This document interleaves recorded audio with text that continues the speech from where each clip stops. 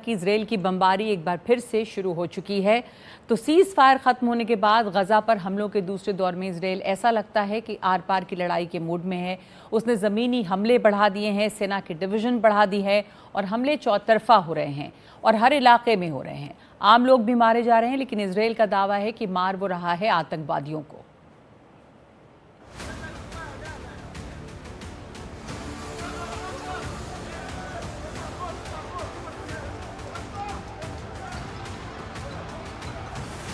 जबरदस्त आग, समझ में ना आने वाला शोरगुल और हर तरफ अफरा तफरी। इजराइल के हमले के बाद दक्षिण गाजा में खान यूनुस के सबसे बड़े अस्पताल नासिर अस्पताल का हाल कुछ ऐसा था। पिछले हफ्ते इजरायली हमलों के शुरुआत के बाद इस अस्पताल में दाखिल जख्मी लोगों की संख्या काफी बढ़ गई है। अब उसी अस्पताल पर इजराइल ने हमला कर दिया है। इजराइल का दावा है कि इस हमले में हमास का एक बड़ा नेता मारा गया जो यहाँ पर इलाज के लिए दाखिल था। इसका नाम इस्माइल बरहोम है, जो गाजा में हमास के राजनीतिक ब्यूरो का सदस्य था और संगठन के लिए पैसों का इंतजाम देखता था। ये इजराइल की लगातार दूसरी कामयाबी है।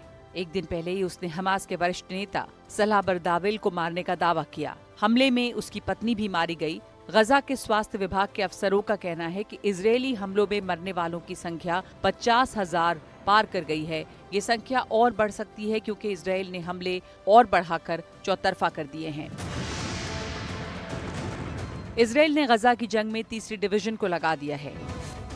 ये डिवीजन 36 है और मध्य गाजा में डिवीजन 252 और रफा में डिवीजन 143 के साथ कार्रवाई करेगी।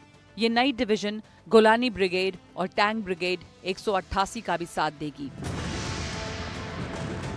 इजरायली हमलों का दूसरा दौर पहले की तुलना में ज्यादा भयानक दिख रहा है। इस बार हमले चौतरफा भी हैं। सीज फायर के बाद डरते डरते घर लौटे लोग अभी मलबे में अपने घर और सामान भी नहीं तलाश पाए थे कि हमले फिर से शुरू हो गए, बम बरसने लगे। जान बचाने के लिए उनके सामने भागने के अलावा इजराइल ने कोई रास्ता नहीं छोड़ा है। लेकिन सवाल ये भी है कि भाग के भी जाएं कहां।